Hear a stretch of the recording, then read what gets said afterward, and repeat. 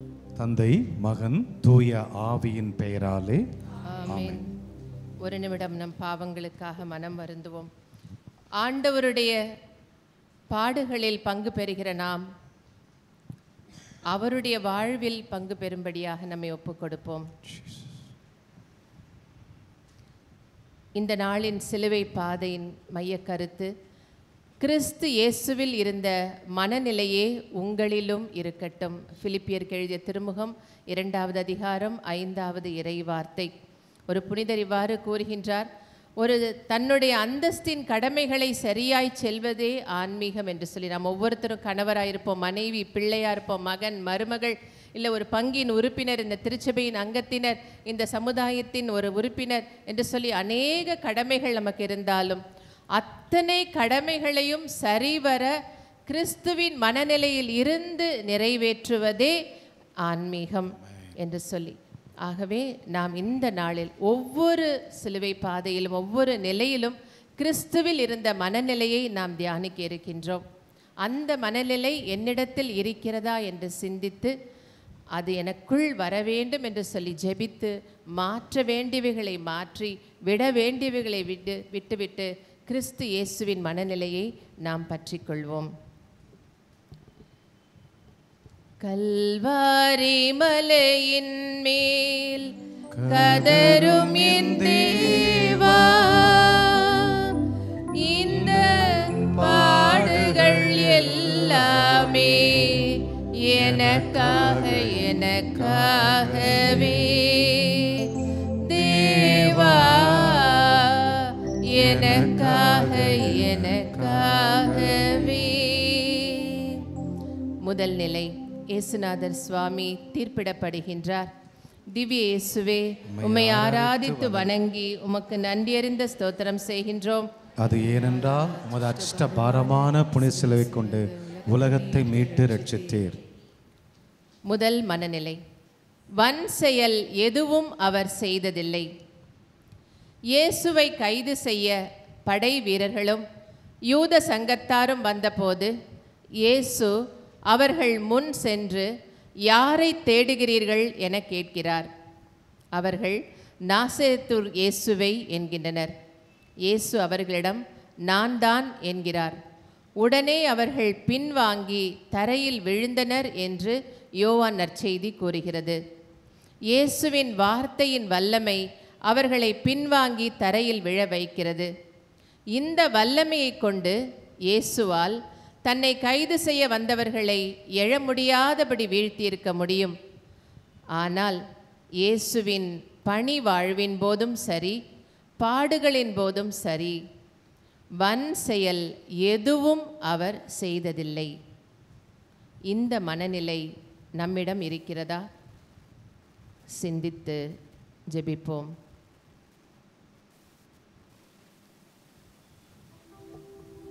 இருதயத்தில் தாழ்ச்சியும் சாந்த குணமும் உள்ள என் நேச இயேசுவே, என்னுடைய இருதயத்தை உம்முடைய இருதயத்தை போல மாற்றியருளும் சுவாமி.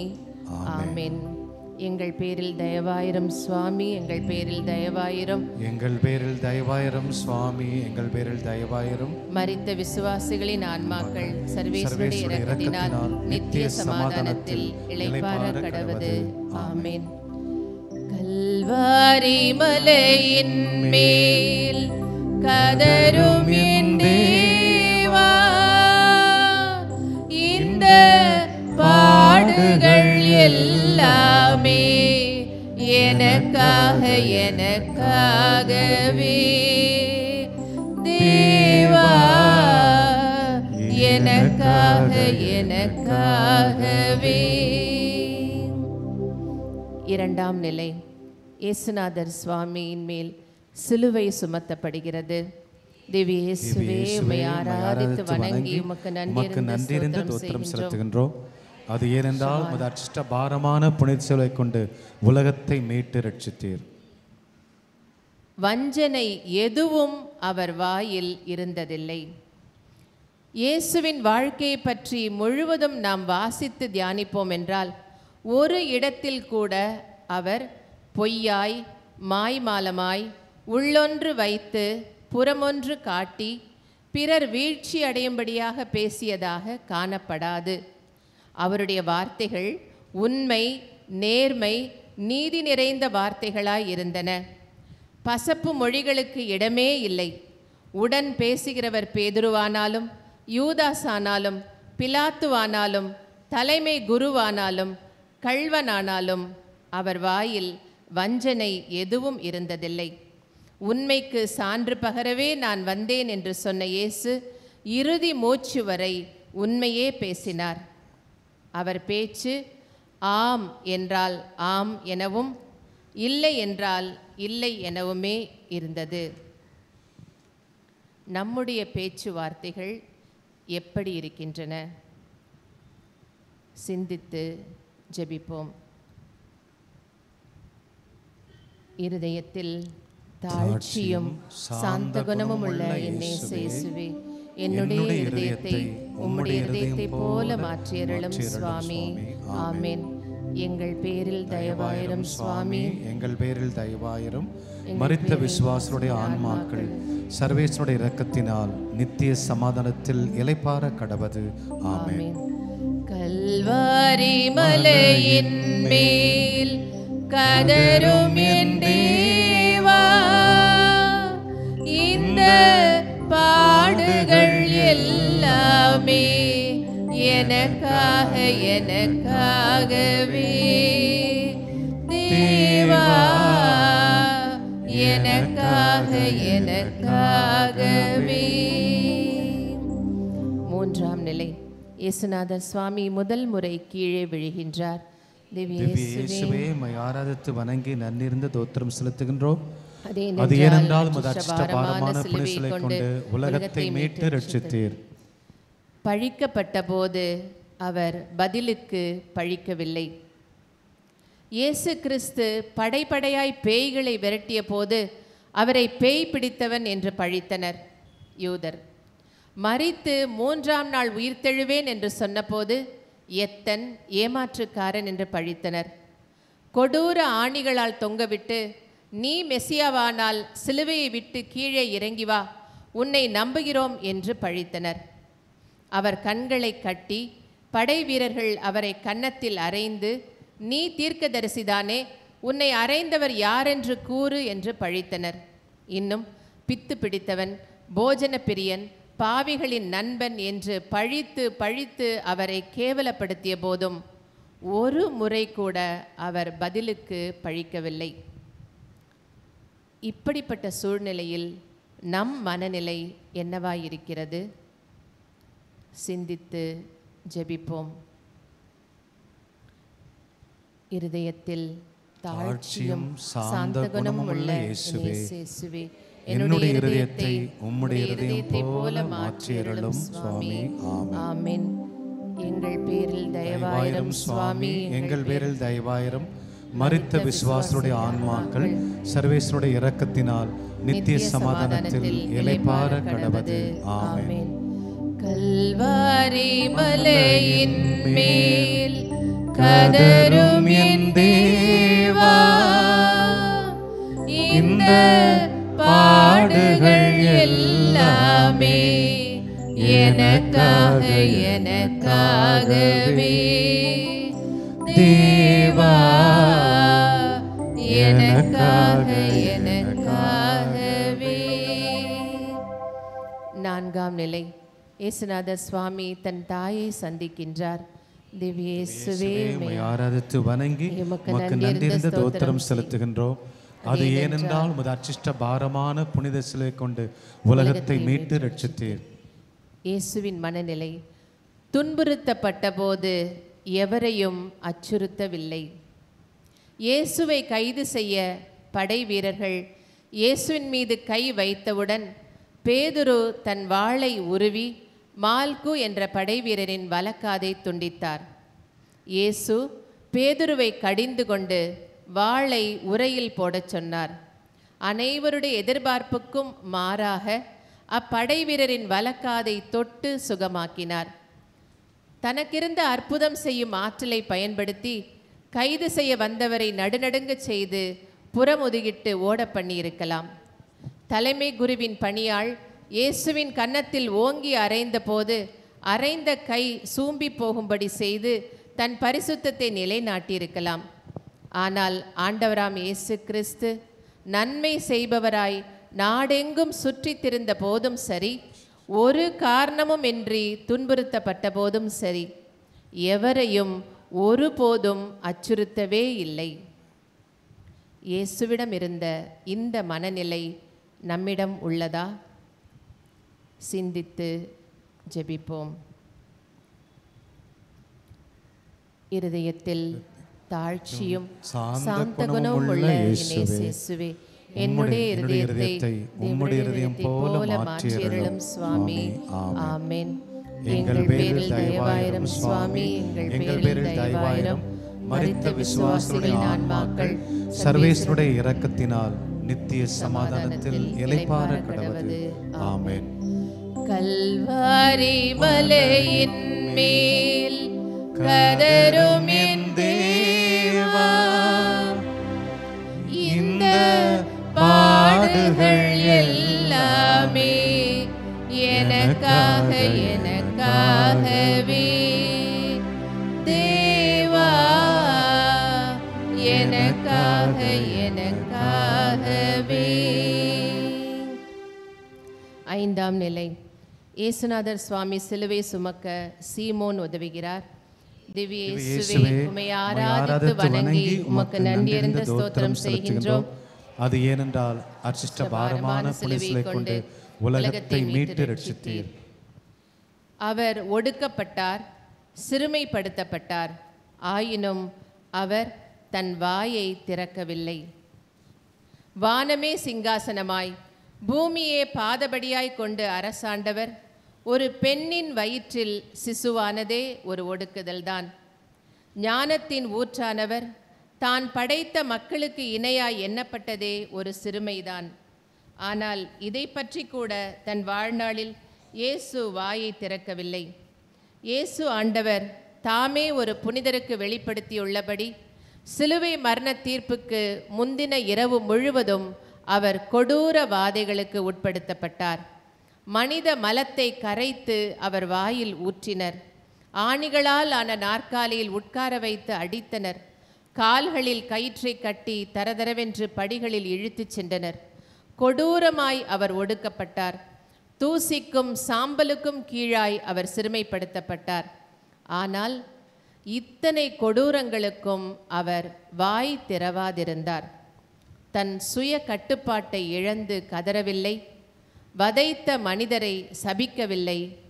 அனுமதித்த ஆண்டவரை தூஷிக்கவும் இல்லை. ஒடுக்கப்படும் போதும் சிறுமைப்படுத்தப்படும் போதும் இயேசுவின் மனநிலை நம்மிடம் உள்ளதா? சிந்தித்து ஜெபிப்போம். இருதயத்தில் தாழ்ச்சியும் சாந்த குணமும் உள்ள இயேசுவே, என்னுடைய இருதயத்தை உம்முடைய இருதயத்தை போல மாற்றியருளும் சுவாமி. ஆமென். எங்கள் பேரில் தயவாயிரும் சுவாமி, எங்கள் பேரில் தயவாயிரும். மரித்த விசுவாசிகளின் ஆன்மாக்கள் சர்வேஸ்வருடைய இரக்கத்தினால் நித்திய சமாதானத்தில் நிலைப்பார கடவது. ஆமென். கல்வாரி மலையின் மேல் கதரும் என் தேவா, இந்த பாடுகள் எல்லாமே எனக்காக எனக்காகவே தேவா, எனக்காக எனக்காகவே. ஆறாம் நிலை. இயேசுநாதர் சுவாமியின் திருமுகத்தை வெரோனிக்காள் துடைக்கின்றாள். திவ்ய இயேசுவே, உம்மை ஆராதித்து வணங்கி உமக்கு நன்றியறிந்த ஸ்தோத்திரம் செய்கின்றோம். அது ஏனென்றால் உமது அர்ச்சிஷ்ட பாரமான சிலுவை கொண்டு உலகத்தை மீட்டு ரட்சித்தீர். அடிப்பதற்கு இழுத்துச் செல்லப்பட்ட ஆட்டுக்குட்டி போல் இருந்தார். பூமியில் பிறந்தவர் யாவரும் சாக வேண்டும் என்பது பொது நியதி. ஆனால் இயேசு கிறிஸ்து சாகவே பிறந்தார். மீட்பு பலியாக அவர் கொல்லப்பட வேண்டும் என்பதற்காகவே அவர் பெண் வயிற்றில் கருவாக்கப்பட்டார். அடிப்பதற்கு இழுத்துச் செல்லப்படும் ஆட்டுக்குட்டிக்கு தான் எதற்காக இழுத்துச் செல்லப்படுகிறோம் என தெரியாது. ஆனால் சிறு வயது முதலே நான் என் தந்தையின் மீட்பு பணியில் ஈடுபட்டுள்ளேன் என்பது இயேசுவுக்கு தெரிந்திருந்தது. முதல் 3 வருடம் பணி வாழ்வில் அவர் செய்த அற்புதங்கள், அவர் கொடுத்த போதனைகள், அவருக்கிருந்த வல்லமை உலகில் இதுவரை யாருக்கும் இருந்ததில்லை. ஆனால் இந்த மகிமை நிரந்தரமல்ல, இதற்காக மட்டும் நாம் இவ்வுலகிற்கு வரவில்லை என்பதை உணர்ந்தவராய் தன் பாடுகளை நோக்கியே இயேசு பயணித்தார். மனித சாயலில் தன் பாடுகளை உணர்ந்து துடித்தும் அனுபவித்தும் அடிப்பதற்கு இழுத்துச் செல்லப்பட்ட ஆட்டுக்குட்டி போல் அமைதலாயிருந்தார். சாவை எதிர்பார்த்து முழு வீச்சில் பணி செய்தார். ஒரு துன்பத்தை எதிர்நோக்கி இருக்கும்போது நம் மனநிலை என்னவாயிருக்கின்றது? சிந்தித்து ஜெபிப்போம். இருதயத்தில் தாழ்ச்சியும் சாந்த குணமும் உள்ள இயேசுவே, என்னுடைய இருதயத்தை உம்முடைய இருதயம் போல மாற்றிடும் சுவாமி. ஆமென். எங்கள் பேரில் தயவாயிரும் சுவாமி, எங்கள் பேரில் தயவாயிரும். மரித்த விசுவாசனுடைய ஆன்மாக்கள் சர்வேஸ்வருடைய இரக்கத்தினால் நித்திய சமாதானத்தில் இளைப்பாற கடவது. ஆமென். கல்வாரி மலையின் மேல் கதரும் என் தேவா, இந்த பாடுகள் எல்லாமே எனக்காக எனக்காகவே தேவா, எனக்காக எனக்காகவே. 7ஆம் நிலை. இயேசுநாதர் சுவாமி 2ஆம் முறை கீழே விழுகின்றார். திவ்ய இயேசுவே, உம்மை ஆராதித்து வணங்கி உமக்கு நன்றியறிந்த ஸ்தோத்திரம் செய்கின்றோம். அது ஏனென்றால் அச்சிஷ்டபாரமான சிலுவையை கொண்டு உலகத்தை மீட்டு ரட்சித்தீர். ரோமம் கத்தரிப்போர் முன்னிலையில் கத்தாத செம்மறி போல் அவர் தம் வாயை திறவாதிருந்தார். இயேசுநாதர் கைதியாய் பிலாத்துவின் அரண்மனைக்கும் தலைமை குருவின் வீட்டிற்கும் இழுத்தடிக்கப்பட்ட போதும், பரபா என்னும் தீவிரவாதிக்கு இணையாய் மக்கள் முன் நிறுத்தப்பட்டு நிராகரிக்கப்பட்ட போதும், ரோமம் கத்தரிப்போர் முன்னிலையில் கத்தாத செம்மறி போல் வாய் திறவாதிருந்தார். எங்கிருந்து வந்தது அந்த கட்டுப்பாடு? எப்படி அவரால் மனமுவந்து ரோமம் கத்தரிக்கும் போது சுகமாய் தன் உடலை கொடுத்து அமைதியாய் இருக்கும் செம்மறி போல் உடல் வேதனைகளை ஏற்க முடிந்தது? இது என் தந்தையின் மீட்பு திட்டம் என்கிற முழு அர்ப்பணிப்பு இயேசுவிடம் இருந்தது. என் அருமை குழந்தைகள் பாவத்திலிருந்து மீட்பு பெற இதுதான் வழி என்கிற அன்பின் மேலோங்குதல் அவரிடம் இருந்தது. வேதனைகளின் போது நம் மனநிலை என்ன? சிந்தித்து ஜெபிப்போம். இருதயத்தில் தாழ்ச்சியும் சாந்த குணமும் உள்ள இயேசுவே, என்னுடைய இதயத்தை உம்முடைய இதயம் போல மாற்றியருளும் சுவாமி. ஆமென். எங்கள் பேரில் தயவாயிரும் சுவாமி, எங்கள் பேரில் தயவாயிரும். மற்ற விசுவாசிகளின் ஆன்மாக்கள் சர்வேஸ்வருடைய இரக்கத்தினால் நித்திய சமாதானத்தில் இளைப்பாற கடவது. ஆமென். உம்மோடு இருக்கணுமே ஐயா, உம்மை போல் மாறணுமே. உம்மோடு இருக்கணுமே ஐயா, உம்மை போல் மாறணுமே. 8ஆம் நிலை. இயேசுநாதர் சுவாமி எருசலேம் பெண்களுக்கு ஆறுதல் கூறுகின்றார். திவ்ய இயேசுவே, உம்மை ஆராதித்து வணங்கி உமக்கு நன்றியறிந்த ஸ்தோத்திரம் செய்கின்றோம். அது ஏனென்றால் அச்சிஷ்டபாரமான சிலுவையை கொண்டு உலகத்தை மீட்டு ரட்சித்தீர். கொடியவருள் ஒருவராக கருதப்பட்டார். பாவம் தவிர மற்றெல்லாவற்றிலும் மனித சாயலை ஏற்றுக்கொண்ட இயேசுவுக்கு கிடைத்த மிக கடுமையான தண்டனை. அவர் கொடியவருள் ஒருவராக கருதப்பட்டார்.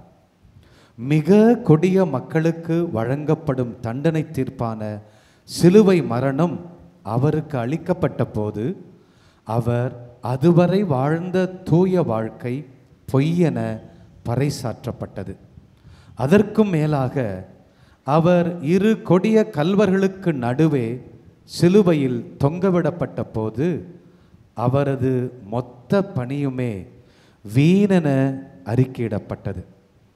உடன் தொங்கிய கல்வன், நீ கடவுளின் மகனானால் உன்னையும் என்னையும் காப்பாற்று என கேலி செய்யும் அவலம், இவை அனைத்துமே அபத்தம் என்பதை நிரூபிக்கும் வல்லமை பெற்றிருந்தும் அவர் மௌனம் காத்தார்.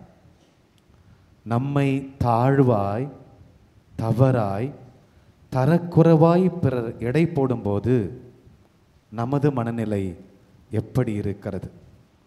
சிந்திப்போம், ஜெபிப்போம். இருதயத்தில் தாழ்ச்சியும் சாந்த குணமுள்ள என்னை இயேசுவே, என்னுடைய இருதயத்தை உம்முடைய இருதயத்தை போல மாற்றியருளும் சுவாமி. ஆமென். எங்கள் பேரில் தயவாயிரும் சுவாமி, எங்கள் பேரில் தயவாயிரும். மரித்த விசுவாசுடைய ஆன்மாக்கள் சர்வேஸ்வருடைய இரக்கத்தினால் நித்திய சமாதானத்தில் இளைப்பாற கடவது. ஆமென். உம்மோடு இருக்கணுமே ஐயா, உம்மை போல் மாறணுமே. உம்மோடு இருக்கணுமே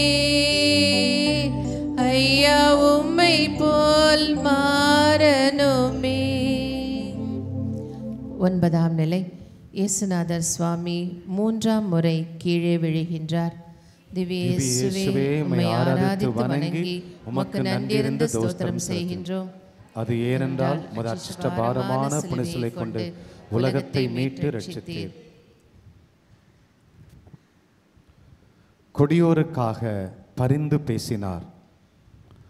தன் மீது சுமத்தப்பட்ட பாரமான பாடுகளை மனமுவந்து ஏற்றுக்கொள்வது சிறந்த நிலை. அதற்கு காரணமானவர்களை சபிக்காமல் மன்னிப்பது அதைவிட மிக சிறந்த நிலை. பாவத்தை செய்தவர்களை கடவுள் கூட தண்டித்துவிடக் கூடாது என்று சொல்லி கொடியோருக்காக பரிந்து பேசுவது இறைமகனால் மட்டுமே செய்யக்கூடிய உன்னதமான காரியம். இதைத்தான் இயேசு சிலுவையில் தொங்கியபடி செய்தார். தந்தையே, என்னை ஏற்றுக்கொள்ளாதோரை, என்னை தீர்ப்பிட்டோரை, என்னை வதைத்தோரை, என் வேதனையில் மகிழ்வோரை மன்னியும், ஏனெனில் இவர்கள் தாங்கள் செய்வது இன்னதென்று அறியாமல் செய்கிறார்கள் என்று பரிந்து பேசினார். இல்லாவிட்டால் இயேசுவை கொன்ற இரத்தப்பழி சந்ததி சந்ததியாய் நம் மக்கள் மீது இருந்திருக்கும். இப்பாவத்தை கழுவ இன்னொரு முறை இயேசு மரிக்க வேண்டி இருந்திருக்கும். ஆனால் இயேசு தன் பாவ கழுவாய் பலியை மன்னிப்பால் குறைவின்றி நிறைவேற்றினார். நம்மை துன்புறுத்துவோருக்காக பரிந்து பேசுகிறோமா? சிந்தித்து ஜெபிப்போம். இருதயத்தில் தாழ்ச்சியும் சாந்த குணமுள்ள என்னை இயேசுவே, என்னுடைய இருதயத்தை உம்முடைய இருதயம் போல மாற்றியருளும் சுவாமி. ஆமென். எங்கள் பேரில் தயவாயிரும் சுவாமி, எங்கள் பேரில் தயவாயிரும். மரித்த விசுவாசிகளுடைய ஆன்மாக்கள் சர்வேஸ்வருடைய இரக்கத்தினால் நித்திய சமாதானத்தில் இளைப்பாற கடவது. ஆமென். உம்மோடு இருக்கணுமே ஐயா, உம்மை போல் மாறணுமே.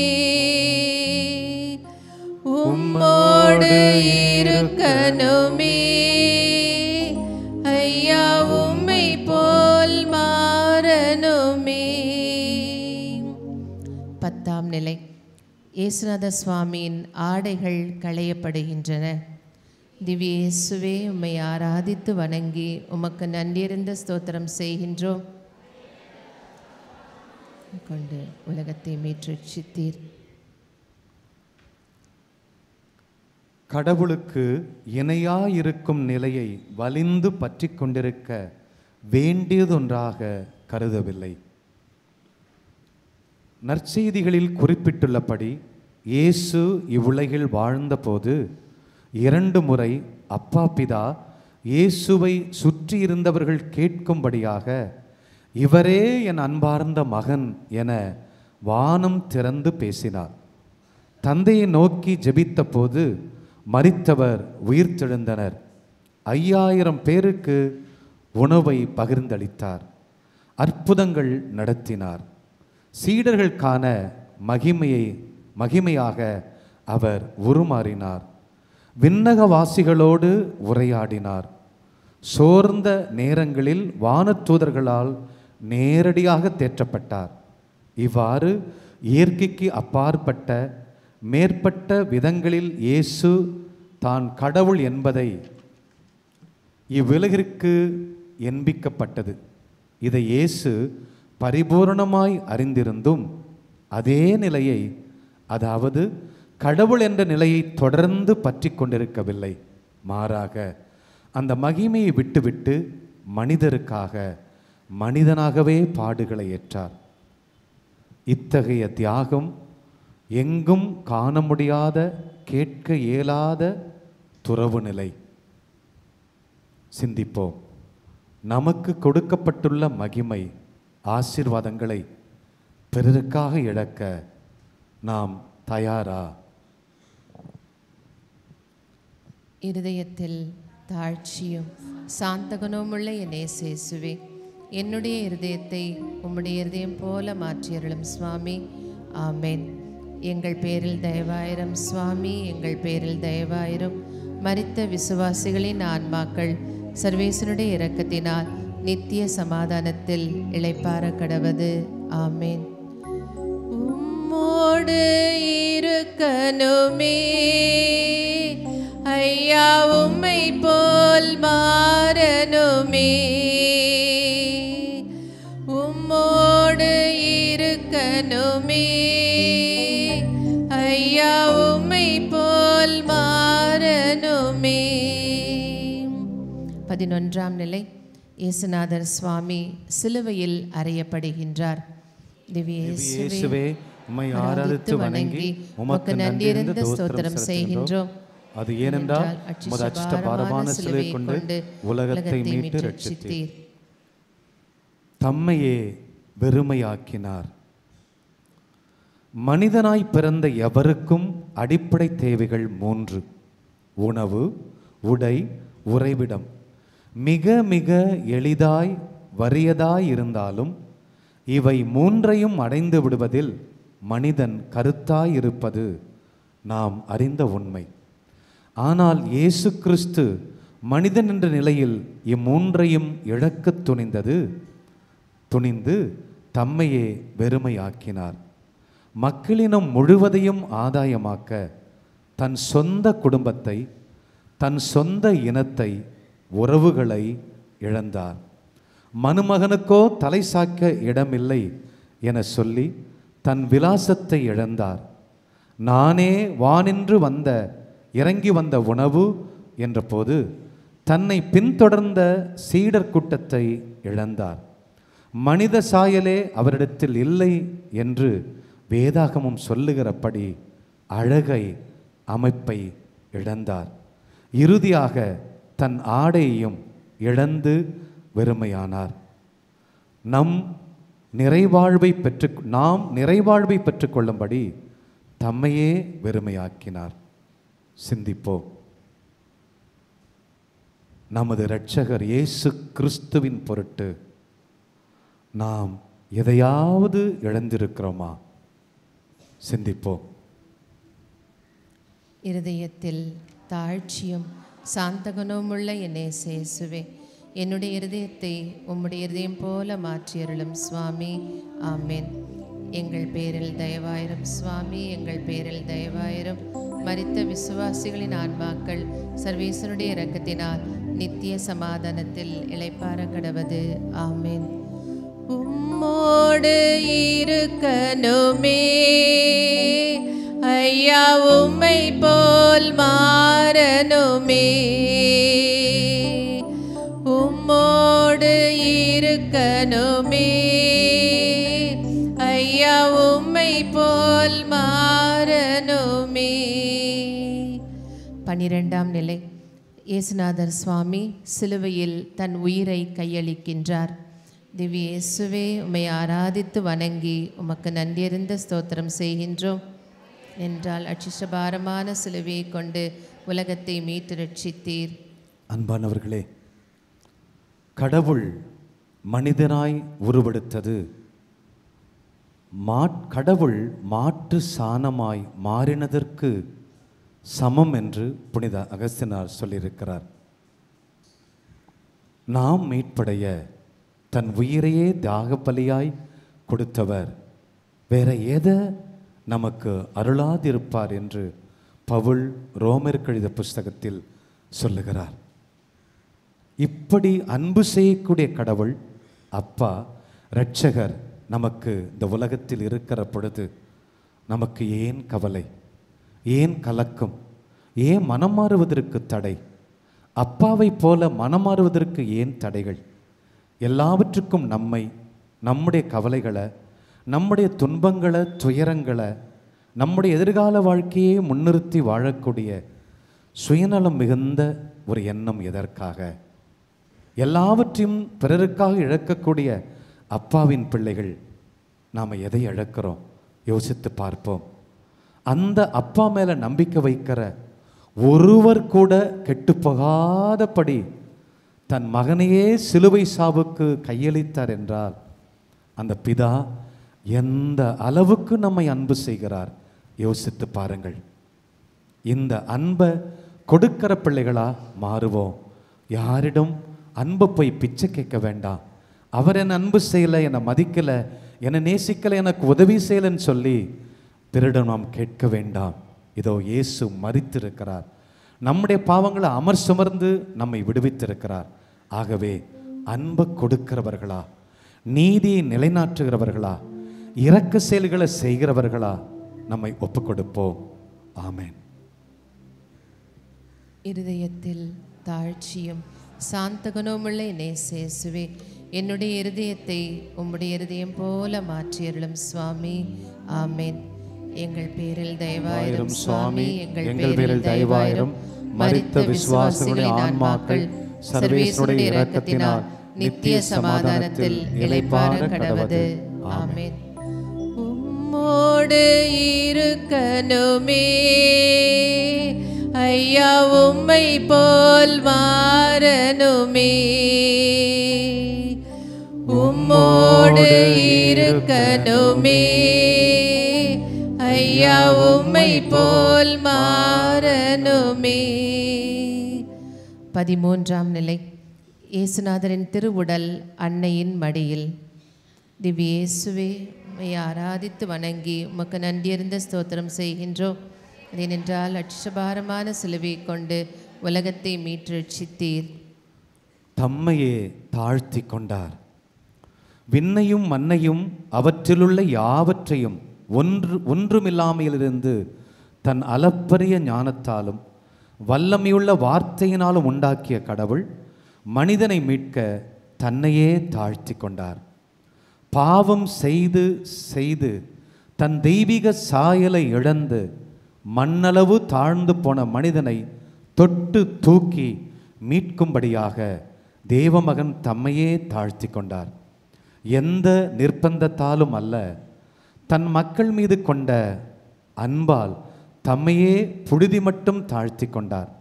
மண்ணோடு ஒட்டி கொண்ட மனிதனை மரணம் எனும் கயிற்றால் பாதாளத்துக்கு இழுத்து செல்ல முயற்சித்த சாத்தானை அவன் அனைத்து தந்திரங்களை முறியடிக்க பாதாளம் மட்டும் தன்னை தாழ்த்தி கொண்டார். தன் சாயலான மனிதன் மீது கொண்ட அன்புக்கு முன்பாக தன்னுடைய வானளாவிய அதிகாரம் ஒன்றும் தேவையில்லை என்று சொல்லி மனிதனுக்கும் கீழாய் தன்னை தாழ்த்தி அவன் பாவங்களையும் அதற்கான தண்டனையும் தன்மேல் சுமந்து கொண்டார். மரணம் மட்டும் பாதாளம் மட்டும் தன்னை தாழ்த்தினார். சிந்திப்போம். இத்தகைய தாழ்ச்சியின் சுவடுகளேனும் நம்மிடம் உண்டா? சிந்திப்போம். இருதயத்தில் தாழ்ச்சியும் சாந்த குணமுள்ள இயேசுவே, என்னுடைய இருதயத்தை உம்முடைய இருதயம் போல மாற்றியருளும் சுவாமி. ஆமென். எங்கள் பேரில் தயவாயிரும் சுவாமி, எங்கள் பேரில் தயவாயிரும். மரித்த விசுவாசிகளின் ஆன்மாக்கள் சர்வேஸ்வருடைய இரக்கத்தினால் நித்திய சமாதானத்தில் இளைப்பாற கடவது. ஆமென். உம்மோடு இருக்கணுமே ஐயா உம்மை போல் மாறணுமே உம்மோடு இருக்கணுமே ஐயா உம்மை போல் மாறணுமே. 14ஆம் நிலை. இயேசுநாதரின் திருவுடல் அடக்கம் செய்யப்படுகின்றது. திவ்ய இயேசுவே, உம்மை ஆராதித்து வணங்கி உமக்கு நன்றியறிந்த ஸ்தோத்திரம் செய்கின்றோம். அதேனென்றால் அச்சிஷ்டபாரமான சிலுவையை கொண்டு உலகத்தை மீட்டு ரட்சித்தீர். சாவை ஏற்கும் அளவுக்கு, அதுவும் சிலுவை சாவையே ஏற்கும் அளவுக்கு கீழ்ப்படிபவரானார். 4 நற்செய்திகளையும் தியானித்தார். இயேசு அநேக இடங்களில் நானாக எதையும் செய்யவில்லை, மாறாக என் தந்தை சொல்வதையே செய்கிறேன் என்றும், என் தந்தையின் சித்தத்தை செய்வதே என் உணவு என்றும், என்னை காண்கிறவன் என் தந்தையை காண்கிறான் என்றும் கூறுவதை நாம் வாசிக்க கேட்கிறோம். இயேசு தன் தந்தையின் சித்தத்திற்கு அப்படியே கீழ்ப்படிந்தார். தன் வாழ்நாளில் அதிலும் பாடுகளின் போதும் தனக்கென்று தனியாக ஒரு சித்தத்தையோ, ஒரு தனிப்பட்ட குறிக்கோளையோ, ஒரு தனிப்பட்ட வழிமுறையோ நிர்ணயித்து கொள்ளாமல் முழுமையாக இறைத்திட்டத்திற்கு தன்னை கீழ்ப்படுத்தினார். தன் உடலை சாவுக்கு கையளிக்கும் அளவுக்கு தன் சுயத்தை அவர் தந்தைக்கு அர்ப்பணித்தார். சிந்திப்போம். நாம் கீழ்ப்படிய வேண்டியவற்றிற்கும் கீழ்ப்படுகிறோமா? சிந்திப்போம். இருதயத்தில் தாழ்ச்சியும் சாந்த குணமுள்ள என் இயேசுவே, என்னுடைய இருதயத்தை உம்முடைய இருதயம் போல மாற்றியருளும் சுவாமி. ஆமேன். எங்கள் பேரில் தயவாயிரம் சுவாமி, எங்கள் பேரில் தயவாயிரம். மரித்த விசுவாசிகளின் ஆன்மாக்கள் சர்வேசனுடைய இரக்கத்தினால் நித்திய சமாதானத்தில் இளைப்பாற கடவது. ஆமேன். பலிபீடத்தை நோக்கி முழந்தாள் படியிட்டு, பொறுத்தருளும் கர்த்தாவே, உமது ஜனத்தின் பாவங்களை என்றென்றைக்கும் எங்கள் பேரில் கோபமாயிராதேயும் சுவாமி. தந்தை, மகன், தூயாவியாரின் பெயராலே ஆமென்.